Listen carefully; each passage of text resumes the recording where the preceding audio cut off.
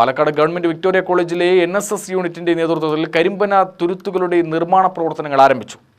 കോളേജിലെ NSS യൂണിറ്റിന്റെ river water conservation flagship പ്രൊജക്റ്റായ തവിശി ഒരു പുനർജനിയുടെ ഭാഗമായാണ് കരിമ്പന തുരുത്തുകൾ നിർമ്മിക്കുന്നത്. ഫ്രണ്ട്സ് ഓഫ് ഭാരതപ്പുഴയുടെ കൈകോർത്ത് നടപ്പിലാക്കുന്നതാണ് തവിശി ഒരു പുനർജനി പദ്ധതി. കൽപ്പാത്തിപ്പുഴയുടെ ഒരു ഭാഗത്തിന് തവിശി എന്ന പേര് നൽകി സംരക്ഷിച്ചു വരുന്നുണ്ട്.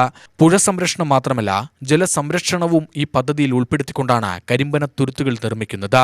വിക്ടോറിയ കോളേജിൽ നടന്ന പരിപാടി സംസ്ഥാന NSS officer doctor RN Ansar ഉദ്ഘാടനം ചെയ്തു.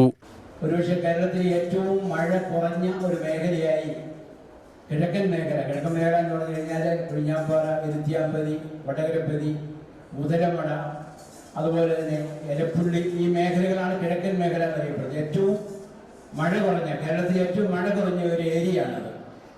അതിനോട് അഡ്ജസ്റ്റൻ്റ് ആയിട്ടുള്ള ഒരു മേഖലയാണ് നമ്മുടെ പാലക്കാട് മുനിസിപ്പാലിറ്റി. അപ്പോൾ വളരെയധികം മഴ കുറവുള്ള ഒരു മേഖല, ചിലപ്പോൾ അത് വരൾച്ച ബാധിത മേഖലയായിട്ട് അനൗൺസ് ചെയ്യാറുണ്ട്. ഇത്തരത്തിലുള്ള ഒരു മേഖലയിലാണ് ജലസംരക്ഷണവുമായി ബന്ധപ്പെട്ട് നമ്മൾ ചില കാര്യങ്ങൾ പഠിക്കാനുള്ളത്.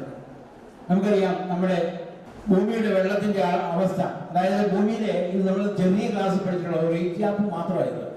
ഭൂമിയിലെ വെള്ളത്തിന്റെ ആവശ്യം 97% ഉപ്പുവെള്ളമാണ് നമ്മൾ പഠിച്ചിട്ടുള്ളതാണ്. ഓർത്തെടുത്താൽ മതി. ബാക്കി 3% മാത്രമാണ് ശുദ്ധജലം. കാലിക്കറ്റ് സർവകലാശാല program coordinator doctor NA Shihab, Palakkad ജില്ലാ കോർഡിനേറ്റർ മുഹമ്മദ് റഫീഖ്, പ്രോഗ്രാം ഓഫീസർമാരായ doctor C Asha, doctor Soumya Mathukutty, principal doctor SL Sindhu എന്നിവർ പങ്കെടുത്തു. UTV news, Palakkad.